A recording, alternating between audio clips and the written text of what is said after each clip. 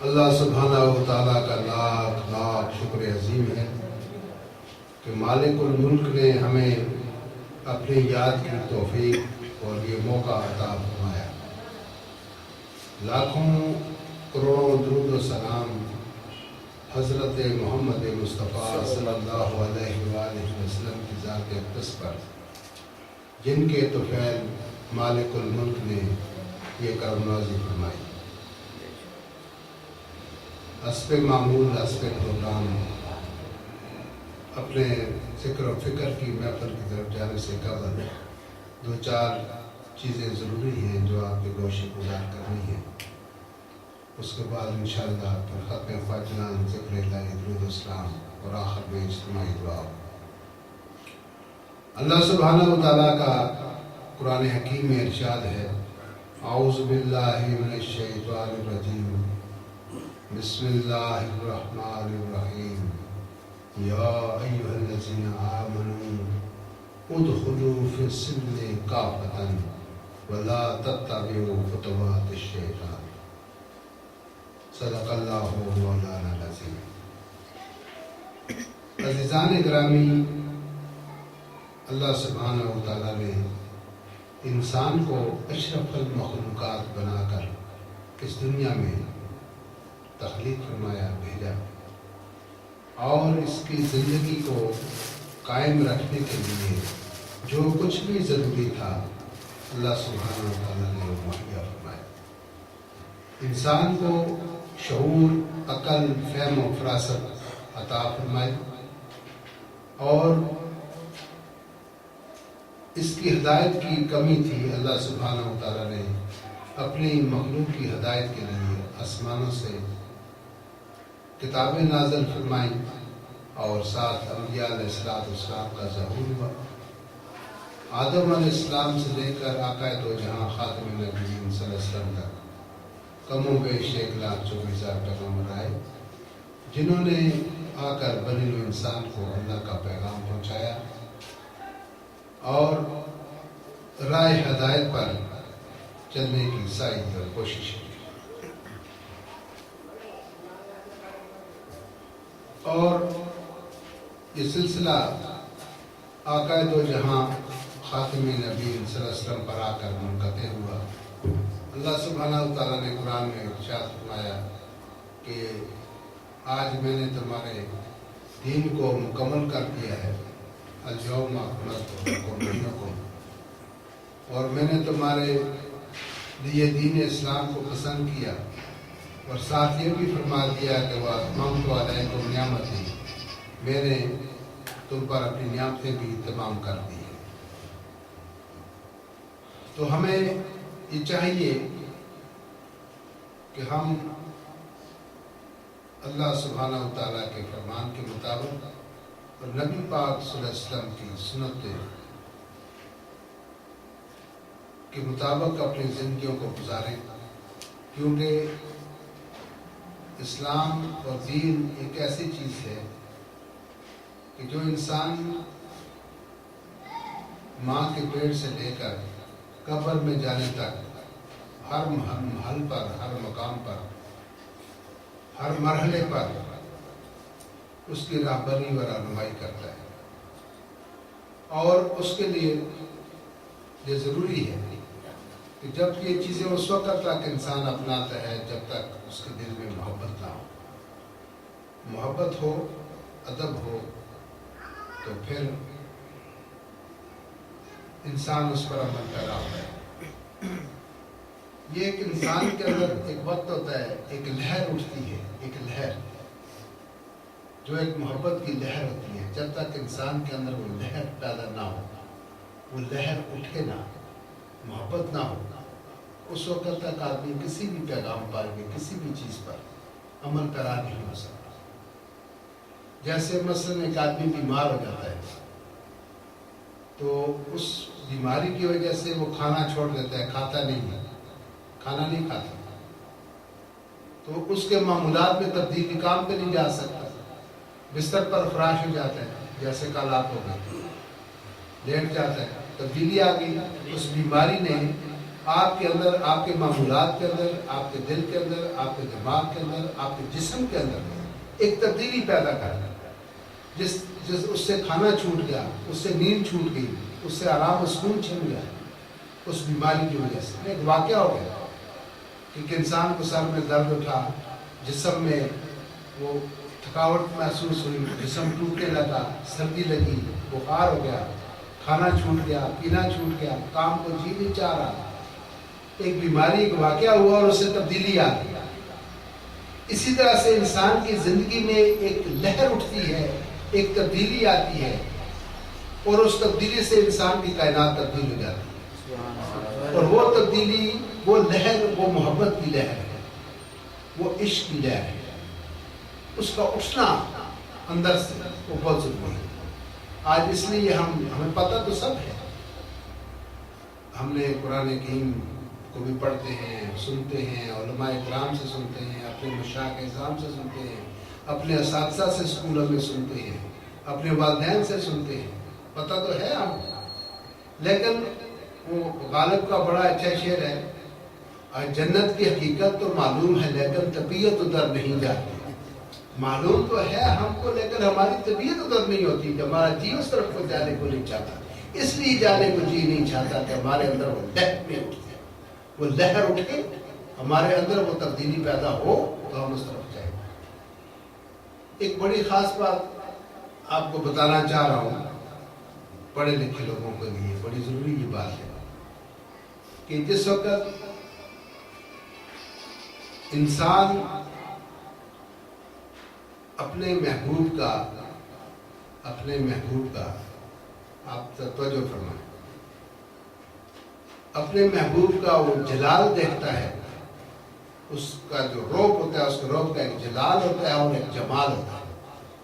جب اس جلال اور جمال کا پرتو پڑتا ہے تو بندہ سہم جاتا ہے، بندہ سہم جاتا ہے. یہ بڑی توجہ سے سننا. اس جلال اور جمال کا، جو اس آپ کے محبوب کے جو حسن ہے، جو اس کی شخصیت ہے، جو اس کی پرسنالٹی ہے، جو اس کی جاذبیت ہے، جو اس کی کشش ہے، اس کا پرتو جس وقت پڑتا ہے انسان سہم جاتا ہے. جس وقت انسان سہم جاتا ہے تو اس کو ادب کہتے ہیں، اس کو ادب کہتے ہیں. جس وقت انسان کے اندر ادب پیدا ہو جائے تو پھر اس کو محبت پیدا ہو جائے. جب وہ محبت اطاعت میں داخل ہو جائے تو پھر انسان مومن ہو جاتا ہے. بات سمجھ آ گئی؟ جب دیکھیں مثال کے طور پر آپ بیٹھے ہوئے ہیں، آپ نے دیکھا ہوگا، آپ سب چھوٹے چھوٹے بچے، جب آپ بیٹھے ہوتے ہیں تو کوئی بزرگ آ جائے سفید داڑھی والا، آپ کے والد صاحب آ جائیں یا کوئی بزرگ آ جائے تو آپ فوراً جو اٹھ کے کھڑے ہو جاتے ہیں. وہ کون سی چیز ہے جو آپ کو اٹھ کے کھڑا کر دیتی ہے؟ اس سے سمجھ آ رہی؟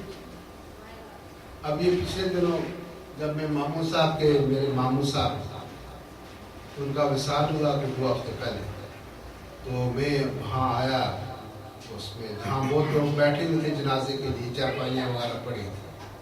تو جو ہی میں اور میرا چھوٹا بھائی میرے ساتھ ہم داخل ہوئے تو جو مولوی صاحب تقریر کر رہے، ایک عالم تھے ان کے گاؤں کے، وہ تقریر کر رہے تھے. ہمارے اس وہ پنڈال میں داخل ہوتے ہی مولوی صاحب نے تقریر بند کر دی. تمام جتنے لوگ 200 300 400 آدمی بیٹھا ہوا تھا وہ سب کچھ کھڑے ہوئے اور لپک کر وہ ہماری طرف آئے. آگے انہیں ہمارے مسافہ کی، ہم سے ملے اور بیٹھ گئے. تو وہ کیا چیز تھی جس چیز نے ان 300 آدمی کو اٹھ کر کھڑا ہونے پر مجبور کر دیا اور وہ اس مولوی صاحب کو اپنی تقریر بند کرنی پڑی؟ وہ کیا چیز تھی؟ وہ ادب تھا. اسی طرح سے ہم جب کسی بزرگ کے سامنے جاتے ہیں، ٹوپی اوڑھتے ہیں، ہاتھ باندھ کے بیٹھتے ہیں، یہ کیا ہے؟ یہ ادب ہے. آج پتہ چلا ادب کسے کہتے ہیں؟ یہ ادب ہے. جس وقت با ادب با مراد، بے ادب بے مراد.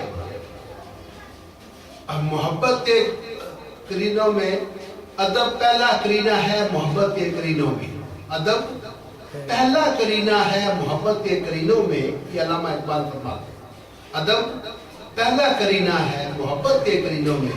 یہ وہ میں ہے جسے رکھتے ہیں نازک آفرینوں میں. تو عزیزان گرامی ادب سب سے پہلی ضروری چیز ہے. اگر ادب نہیں ہے تو کچھ نہیں. بات آ گئی آپ کو سمجھ آ گئی؟ ادب، اپنے بزرگوں کا ادب، اپنے مرشدوں کا ادب، اپنے والدین کا ادب، اپنے بزرگوں کا ادب، اپنے اساتذہ کا ادب، اللہ تعالیٰ کے جو مقامات مقدسہ ہیں ان کا ادب. تو جس وقت انسان کے اندر ادب پیدا ہو جاتا ہے تو جب ادب پیدا ہو تو وہ محبت بھی پیدا ہو جاتی ہے. جس وقت محبت ہو جائے، آقا دو جہاں محمد مصطفیٰ صلی اللہ علیہ وسلم سے لوگوں کی محبت تھی. جب محبت ہوئی حضور سے تو پھر محبت کے فرمان پر انہوں نے عمل کیا. بات سمجھ آ رہی؟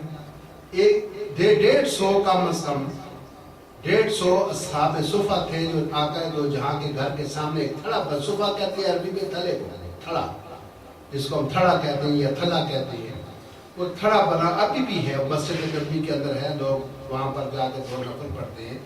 کم از کم 150 200 300 تک، بعض اوقات ہزاروں تک کی تعداد جہاں پہنچی تھی.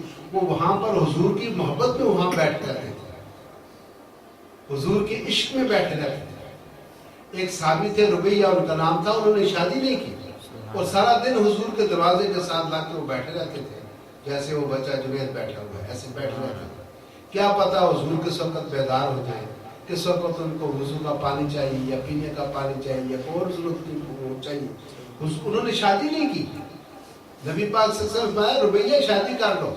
کہنے لگے نہیں جناب، اگر میں شادی کر لوں گا تو مجھے اپنے گھر میں رکنا پڑے گا، تو پھر آپ کو کوئی تکلیف ہو، آپ کو کوئی میری ضرورت پڑ جائے پھر کیا ہوگا. لہٰذا حضور کے عشق میں، حضور کی محبت میں انہوں نے شادی نہیں کی. بات آگے سمجھ. تو سیدنا ابوبکر رضی اللہ تعالیٰ عنہ جب اس دارہ اسلام میں داخل ہوئے تو ان پر بڑی، ان کے قبیلے والوں نے بڑی سختیاں کی، ان کو مارا، ان کو پیٹا، اتنا مارا کہ ان کا چہرہ مبارک سوج گیا. جگہ جگہ ان کے جسم پر زخم ہو، بے ہوش ہو گئے، اتنا ان کے قبیلے والوں نے ان کو مارا. تو جب جس وقت ان کو ہوش آیا، تو انہوں نے وہ پوچھا کہ نبی پاک صلی اللہ علیہ وسلم کیسے ہیں. ان کو اپنے زخموں کی یا اپنے بیماری کی اپنی وہ پریشانی نہیں ہے. ہوش آتے ہی سرکار دو عالم کا پوچھا کہ آقا دو جہاں کیسے ہیں. تو جس وقت آپ مکہ سے ہجرت کر کے مدینہ جا رہے تھے تو سیدنا ابوبکر صدیق آپ کے ساتھ، وہ غار ثور میں بھی آپ کے ساتھ، غار ثور میں بھی آپ کے ساتھ. اور وہ جب وہ دشمن آپ کا پیچھا کرتے کرتے وہاں تک پہنچے تو ابوبکر صدیق پریشان ہوئے، گھبرائے. تو انہوں نے سرکار مدینہ نے فرمایا، جس کا قرآن میں بھی ہے، لا تحزن، اے ابوبکر فکر مند نہ ہو، ان اللہ معنا، اللہ ہمارے ساتھ، اللہ ہمارے ساتھ ہے. یہ جو لفظ حزن کا ہے، حزن، لا تحزن، حزن کا جو یہ لفظ ہے یہ کسی دوسرے کے لیے پریشان ہونے کے لیے ہے، اپنی ذات کے لیے لفظ خوف ہے.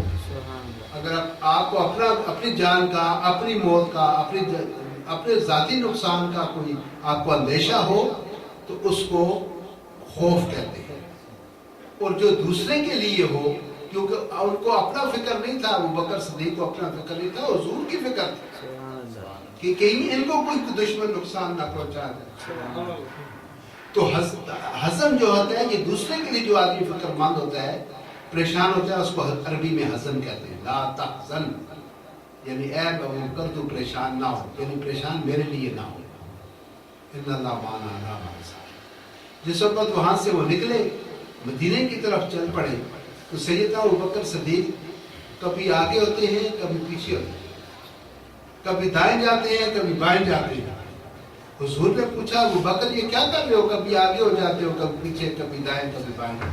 کہتے ہیں یا رسول اللہ، یا حبیب اللہ، جب میں آگے ہوتا ہوں تو میں چاہتا ہوں کہ حملہ آگے سے کرے تو میری جان جائے، آپ کی جان نہ جائے، آپ کو کچھ نہ ہو.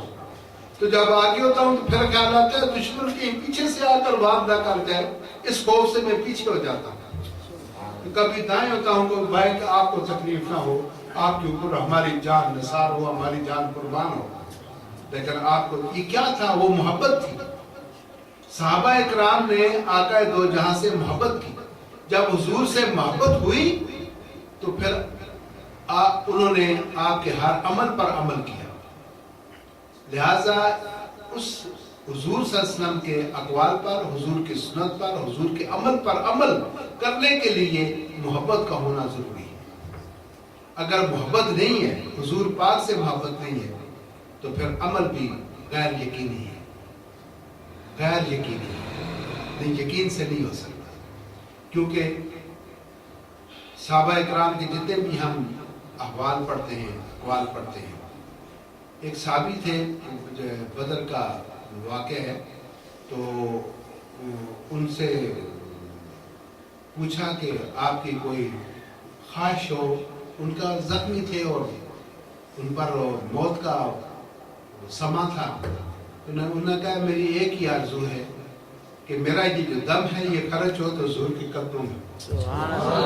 آپ مجھ پر یہ احسان کریں، مجھے اٹھا کے حضور کے قدموں میں ڈال دیں. تو صحابہ نے اس صحابی کو اٹھایا اور لا کر حضور کے پاؤں میں اس کو ڈالا. جو ہی اس نے حضور کے پاؤں مبارک پر اپنا سر چہرہ رکھا، اس کی روح پرواز کر گئی. تو اس نے اس کے اوپر ایک شاعر نے شعر لکھا ہے کہ یا حبیب اللہ، میری معراج آپ کی معراج اللہ عرش معلیٰ پر ہے اور میری معراج آپ کے قدموں پر ہے. میں آپ کے قدموں میں پہنچ گیا، میری معراج. تو یہ ان لوگوں کا بچوں یہ عدد تھا، ان کی یہ محبت تھی کہ انہوں نے سرکار دو عالم سے ایسے محبت کی، اپنے آقا سے محبت کی اور پھر ان کے عمل پر عمل کرا ہوئے جب تک کسی سے محبت نہ ہو. کیونکہ محبت میں سب سے بڑی احتیاط یہ رہتی ہے کہ کہیں میرا محبوب روٹھ نہ جائے، کہیں محبوب ناراض نہ ہو جائے. کیونکہ محبوب وہ جو ہوتا ہے، وہ جو محبت کرنے والا ہے، اس کے لیے وہ ایک بادشاہ کا ایک شہنشاہ کا مزاج رکھتا ہے. پتہ نہیں یہ کس بات سے ناراض ہو جائے، کس بات سے خفا ہو جائے. لہٰذا وہ ہر کام کوشش کرتا ہے کہ مجھ سے کوئی ایسا فعل، کوئی ایسا عمل، کوئی ایسا کام نہ ہو جائے جس سے میرا محبوب مجھ سے روٹھ جائے. لہٰذا اس کو خوش رکھنے کے لیے، اس کی خوشنودی کے لیے آدمی وہ کام کرتا رہتا ہے تاکہ میرا محبوب مجھ سے راضی رہے، مجھ سے خوش رہے. تو عزیزان گرامی، آپ کو، ہم سب کو یہ چاہیے کہ ہم اللہ سے اور اللہ کے محبوب سے پہلے تو محبت کریں. خود اللہ نے فرمایا ان کنتم تحبون اللہ، اگر تم میری محبت چاہتے ہو فاتبعونی، میرے محبوب کی اتباع کرو. تو پھر کیا ہوگا؟ یحببکم اللہ، اللہ بھی تم سے محبت کرے گا. اللہ سبحانہ و تعالی ہم سب کو یہ توفیق عطا فرمائے کہ ہم اللہ پاک کے پاک کلام قرآن مجید کو پڑھیں، سمجھیں اور اس پر عمل پیرا ہوں، اور سرکار دو عالم صلی اللہ علیہ وسلم کے جو فرمودات ہیں، جو آپ کی سنتیں ہیں، جو آپ کے عمل ہیں، ان پر ہم عمل پیرا ہوں تاکہ ہم اس دنیا میں بھی فلاح پا سکیں، نجات پا سکیں اور آخرت میں پا سکیں. اور ہمیں اللہ تعالیٰ اپنی محبت اور اپنے محبوب کی محبت کا یہ دعا کیا کریں، یہ دعا کیا کریں. یہ اس کی عطا ہے کہ اس کو عطا فرما دیں. اس کے لیے کسی فارمولے کے نہیں بلکہ دعا کی ضرورت ہے. کہ میں اکثر اپنے جو میرے مرید لوگ ہیں ان سے میں کہتا ہوں کہ 3 دعائیں کیا کریں، زیادہ لمبی چوڑی دعائیں نہیں کیا کریں، 3 صرف. ایک، اگر کوئی مانگنے کی چیز ہے تو اللہ سے اس کے محبوب کی محبت مانگے، کیونکہ ہر آدمی سب کچھ دیتا ہے لیکن اپنی محبوب کی محبت میں کسی کو شامل نہیں کرتا. تو ایک تو مغفرت مانگے اللہ سبحانہ و تعالیٰ سے، اپنے گناہوں کی معافی مانگے، کیونکہ ہماری آنکھیں بھی چور، ہمارے کان بھی، ہمارا دل بھی، ہمارا دماغ بھی، کوئی ہم سے دانستہ نادانستہ خطا ہو جاتی ہے. تو اپنے گناہوں کی معافی مانگتے رہنا چاہیے. یہ پہلی دعا ہے، اللہ تعالیٰ سے مغفرت، بخشش مانگتے رہنا چاہیے. دوسری، اس سے اس کے محبوب کی محبت مانگے بس. اور تیسری یہ کہا کریں کہ اللہ جو تو نے دینا ہے بن مانگے عطا فرما دے، جو نہیں دینا اس کے مانگنے کی مجھے توفیق ہی نہ دے. دینا ہی نہیں ہے تو اگر مجھے توفیق ہی نہ دے. ہاں، ایک بات آپ کو بڑی خاص، کچھ نکتے بھی ہوتے ہیں، کچھ خاص باتیں بھی ہوتے ہیں، وہ آپ کو بتا دیتا ہوں کہ جو انسان مانگتا ہے، کل 11ویں شریف میں یہ کہا تھا ادعونی فاستجب لکم، تو مجھ سے مانگو، دعا کرو، میں تمہیں عطا کروں. اللہ تعالیٰ دیتا ہے. جو بھی ہم مانگیں گے اللہ سبحانہ، یہ ہمارا یقین ہے، ہمارا ایمان ہے، ہمارا عقیدہ ہے کہ اللہ سبحانہ و تعالیٰ ہمیں وہ چیز عطا فرماتا ہے جو ہم مانگتے ہیں. اس کے دربار میں کمی نہیں ہے. لیکن جو دعا قبول نہیں ہوتی، وہ جو دعا قبول نہیں ہوتی وہ وہاں اللہ سبحانہ و تعالیٰ کے پاس جمع ہو جاتی ہے. اس جو غیر مقبول دعا ہے، جو دنیا میں ہمیں اس کا کوئی استفادہ نہیں ملا، وہ ہمارے لیے ایک بخشش کا ذریعہ ہے.